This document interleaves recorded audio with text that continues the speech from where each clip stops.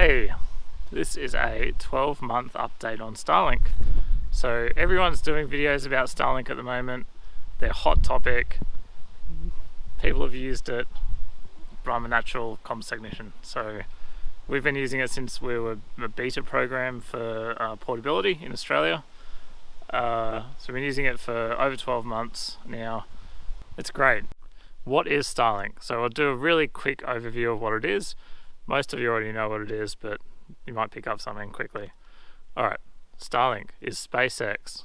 That's Elon Musk from Tesla fame, created SpaceX. SpaceX created the Falcon 9 rocket, which is the first reusable rocket in Earth's history.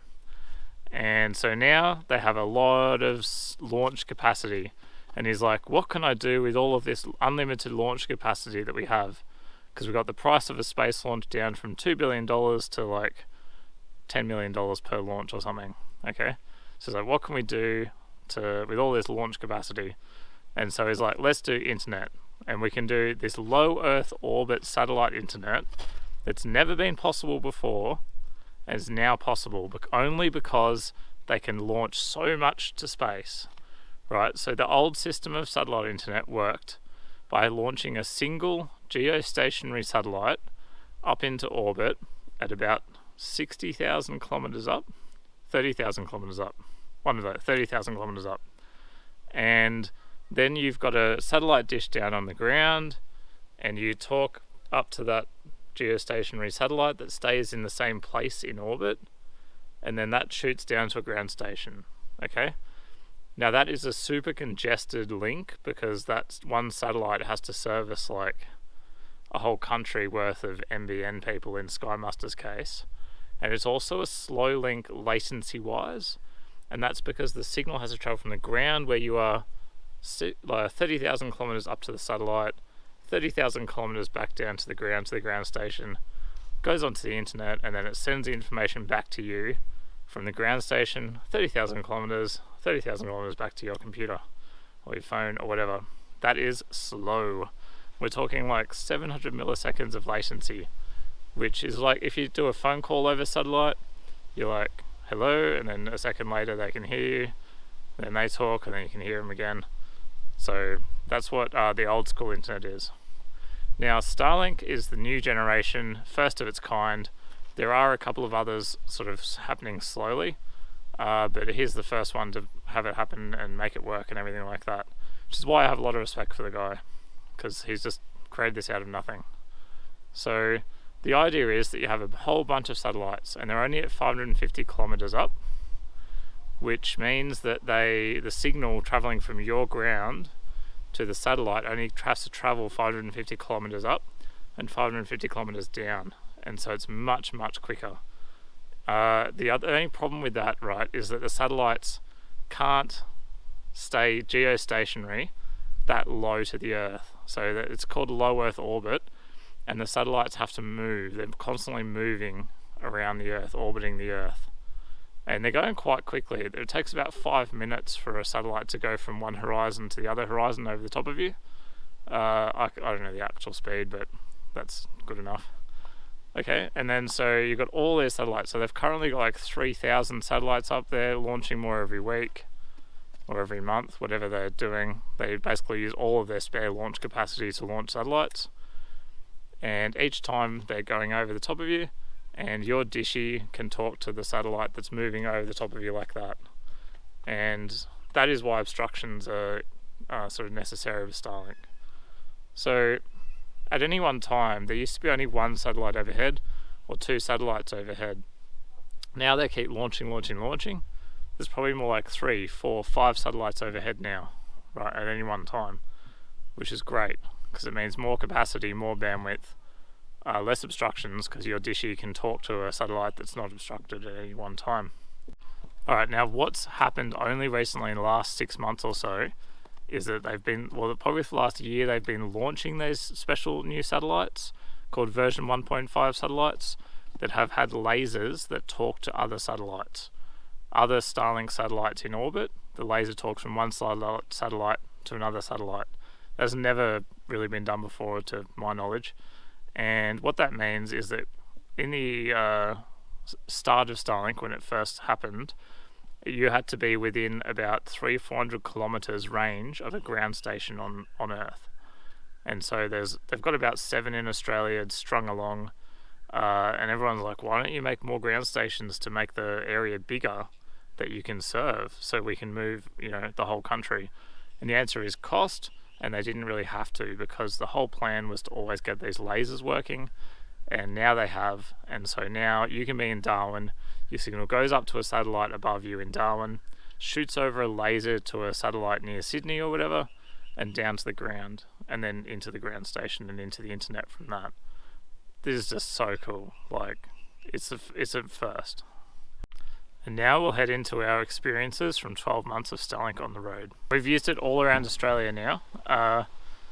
We went up the WA coast, and it sort of got cut off because they were only servicing the southern areas.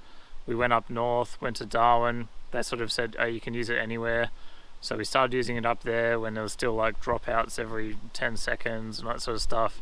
As we worked our way back south, it was really good when we were super remote and had nothing else, but it still had heaps of dropouts. And then when we got back around Caravan, they finally said, yep, we're going to service everything. We got the lasers online.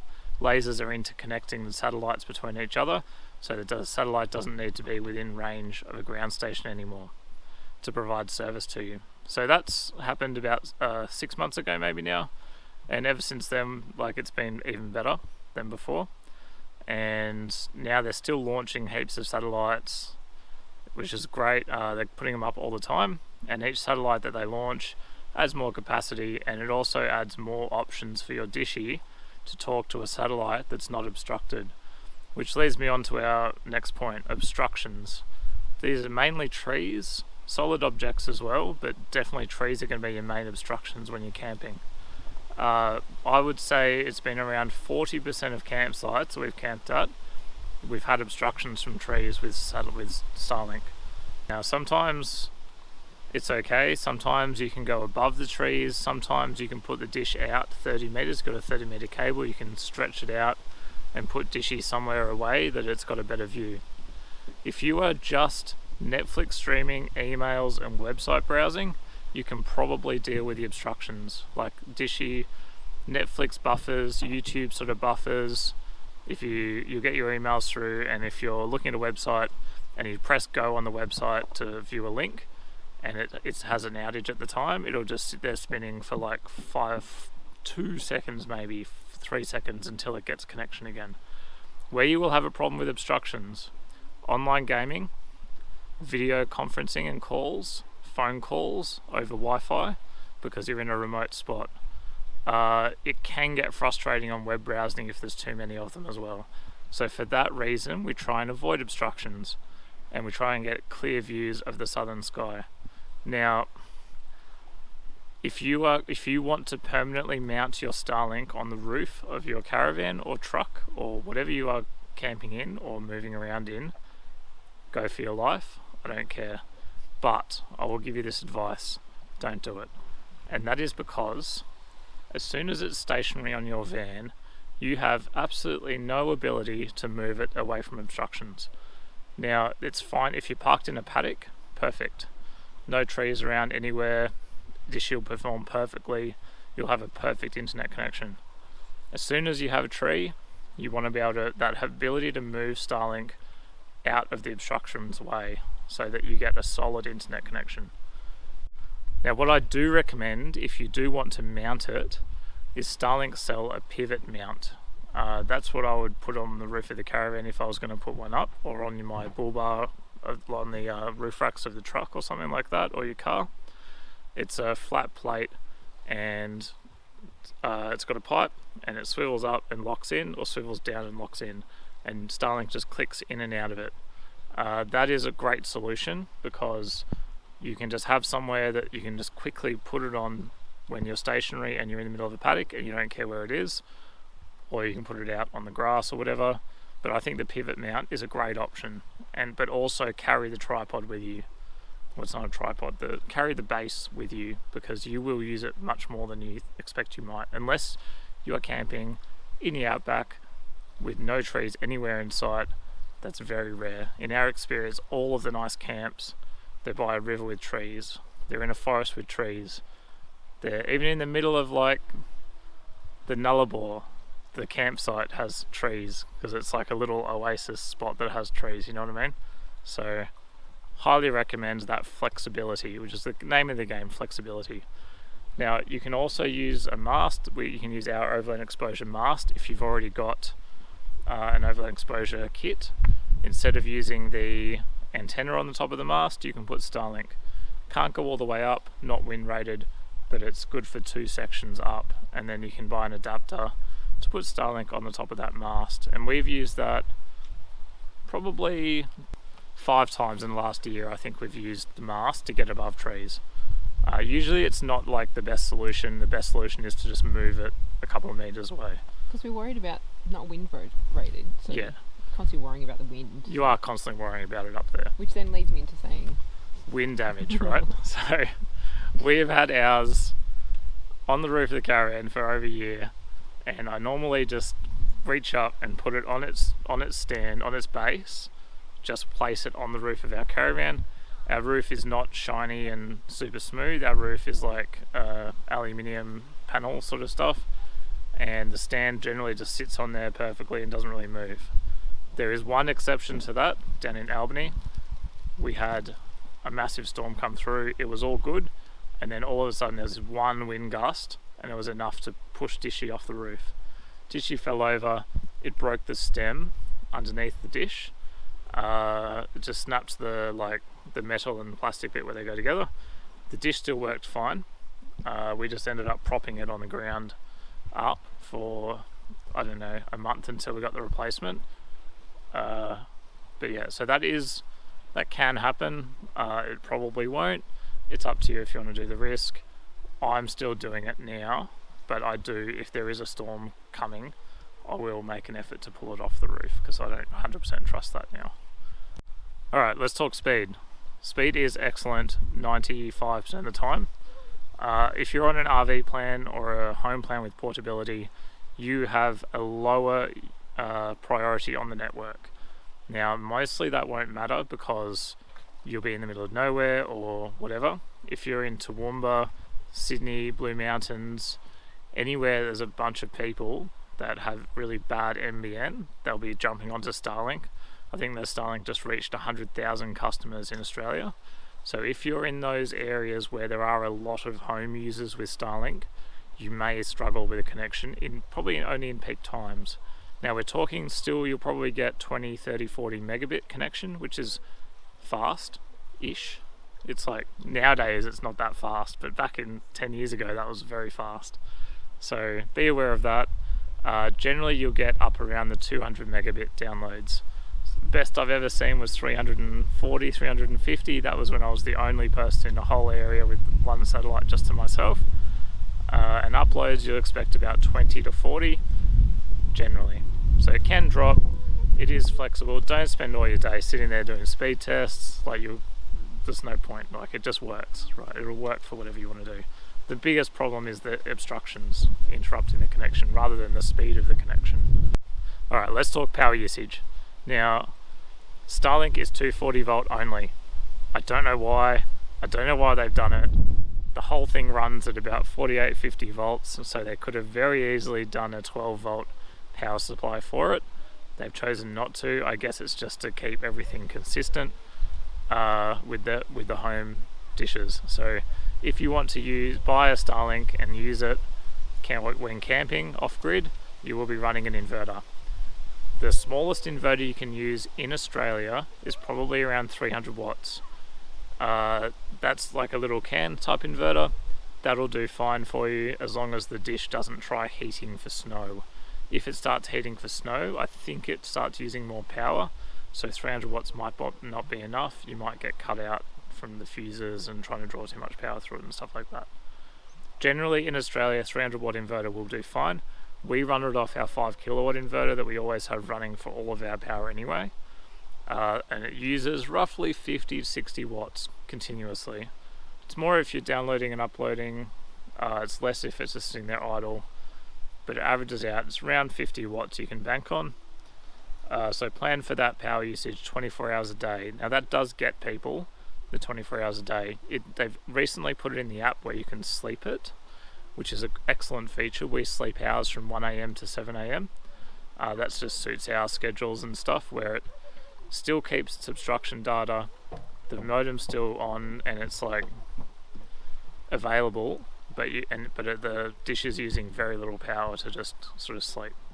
That's a great option as well. So I don't know, you can plan for then roughly 15 hours a day of usage. Just add that to your calculations of the power that you're doing before you go. Or if you're already off grid and you're already doing the lifestyle full time, you'll probably know how much power you have and how much you use. A good option can be a solar blanket or a portable solar panel to offset the usage. We've got a cool review here of a few different types. What else? There are some 12 volt options around the place from aftermarket third-party people. They're sort of like hacking the modem or hacking the power supply. I haven't gone down that route because we don't have an issue with power. We're happy to just run the 240 in the inverter. We have the inverter running anyway, but it can save you about 50% of the power. That's the best case that I've heard. So you can use around 30 watts maybe if you do one of these 12 volt conversions. To me it's a bit risky and they're quite expensive. I would think twice about doing it. I'd probably just spend the money on more batteries and more solar if it was me, because you'll use that anyway. Last but not least, Starlink have started testing new dishes and things like that. There are rumours that they're going to come out with like an iPad sized dish, a little one that'll be a slower speed but also very, very portable. That's just a rumour, so take that what you will. Now I'd like to talk about another cool Aussie product. This is called a flat out multi-reel. Now this is an Aussie owned company and these are Aussie made in Australia. Really cool product. We use them extensively in our caravan already for water hoses. They come with a flat hose that you lay out.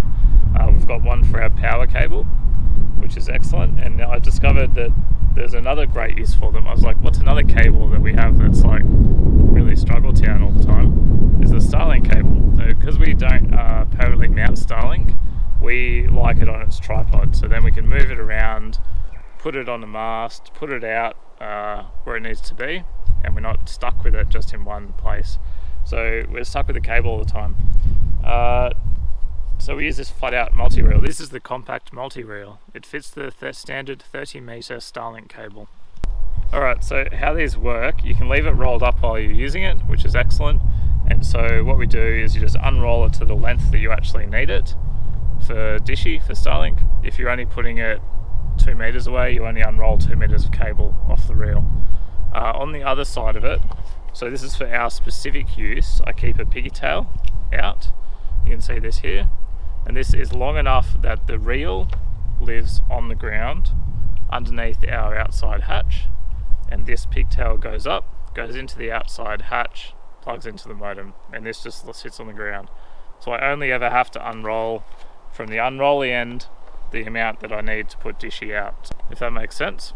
Now there was one issue that I did have, and Zoe from Flat Out suggested a fix for it, and that's that I think it was damaging or kinking the cable. It didn't actually damage the cable, but I was concerned about the longevity of it, where it joins and goes into the middle of the reel. So what was suggested was to get a small conduit, put it over that little length of where the bend is, and we did, and Bob's your uncle. Zoe will have it as part of a Starlink reel on their website. So I'll just quickly show you how it works. I've got Dishy out here on the ground. I've got the cable here. Now the pigtail, I just let it sit freely while I unwind, and it just rolls around and doesn't actually Get hooked up or anything. If you do this once the pigtail is hooked into the modem, then you try and unwind it, you'll get curls and bends in the pigtail, so it has to move freely. Alright, let's go.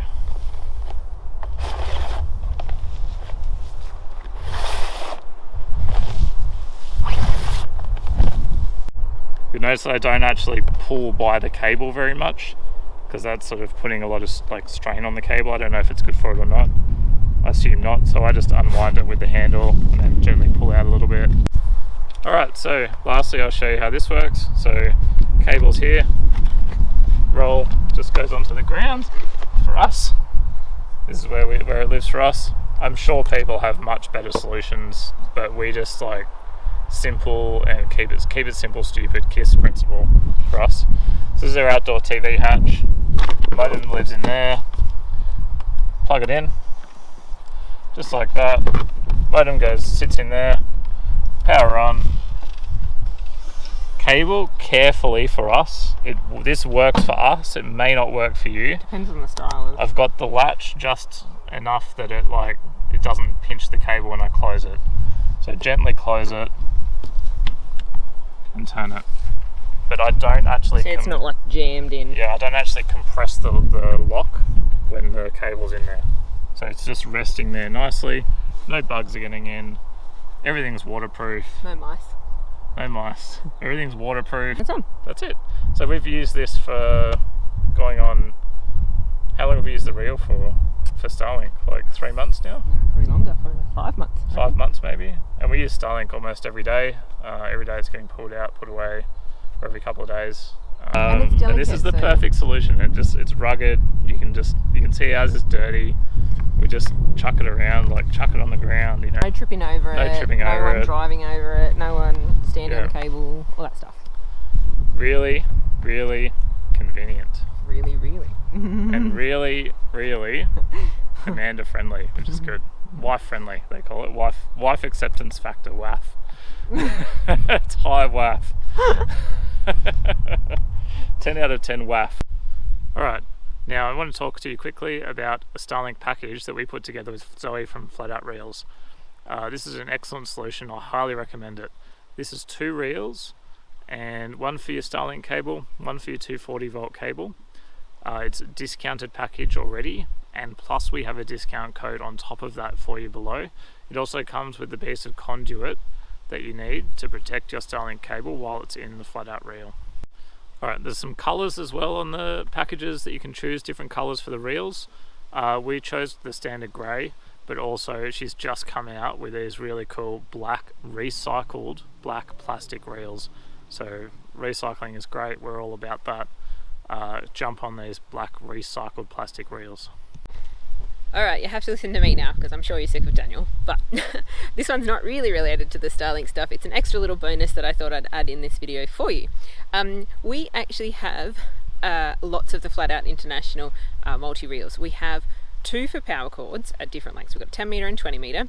We've got the one for the Starlink cable, and we've also got one for our solar blanket Anderson plug extension cords. So we've worked with Zoe again to create the Overland Essentials pack, and you can buy that at a discount. You can basically get 4 reels, some straps, and stubby coolers and stuff in a pack at a discounted rate, to help you make sure you keep everything organized and stored really neatly, because that does my head in when cables and things are everywhere.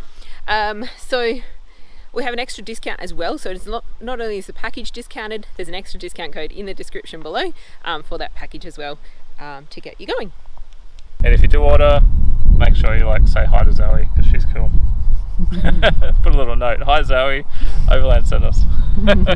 She'll know anyway if you use our code, but yeah, she's a really cool person, so. Yeah, champion. Thanks guys.